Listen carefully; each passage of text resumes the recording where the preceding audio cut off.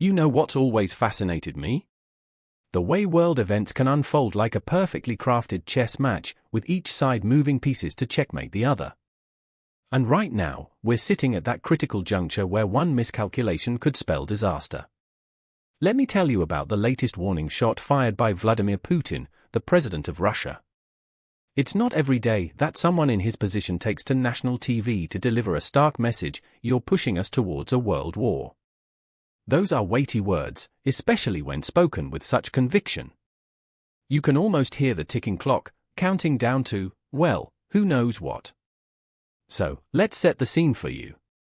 The conflict in Ukraine has been simmering for years now, a complex stew of politics, history, and international relations that's hard to untangle. But here's the basic rundown. Russia has been supporting separatist forces in eastern Ukraine, while the West has been backing Kiev's government with military aid. In recent days, things have taken a turn for the worse.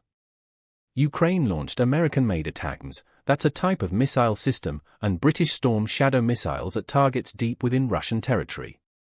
I mean, think about it, those are some serious weapons, capable of causing significant damage. And to make matters more complicated, these strikes were authorized by Washington and London. Now, Putin wasn't one to mince words when he took to the airwaves last Thursday. He called out the West for their actions, saying they'd effectively drawn Russia into a global conflict that could spiral out of control at any moment. The president also announced that Moscow had launched its own retaliatory strike, not against Ukraine's military, mind you, but against an industrial target within Dnipro, a city in central Ukraine. Here's the interesting part: Putin claimed their hypersonic ballistic missile, codenamed Oreshnik, which translates to Hazel in English, was designed with nuclear capability in mind. However, this time around, they'd opted for a conventional warhead instead.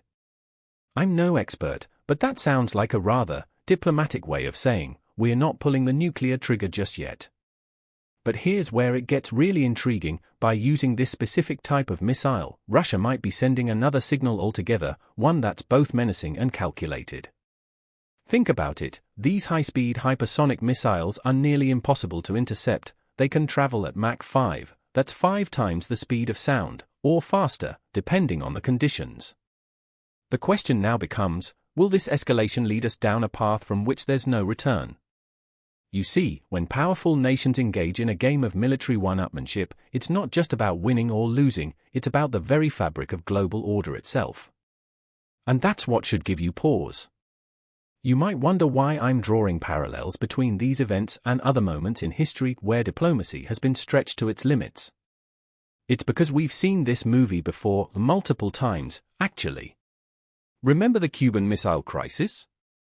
That was a close call for humanity back in 1962, when the United States and the Soviet Union found themselves on the brink of nuclear war. Fast forward to today, while things may seem different on the surface, deep down, we're stuck in that same old dynamic, the opposing powers competing for power and influence.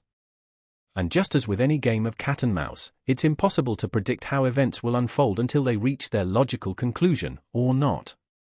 I'm no prophet, but I do know this: history teaches us that global conflicts often arise when smaller skirmishes escalate into full-blown battles due to miscalculations and misunderstandings.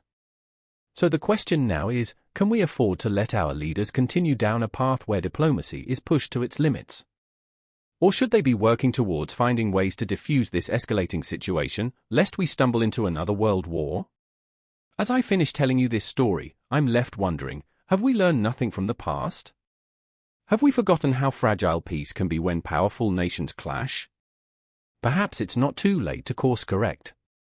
Maybe our leaders should start working together instead of pulling each other further down a path that might just lead us into chaos. We're at this fork in the road now, where the choices we make will either lead us toward reconciliation or propel us towards a global conflict that could have far-reaching consequences for generations to come. It's your turn to think about what this story means to you, and whether it's possible to find another way forward before it's too late.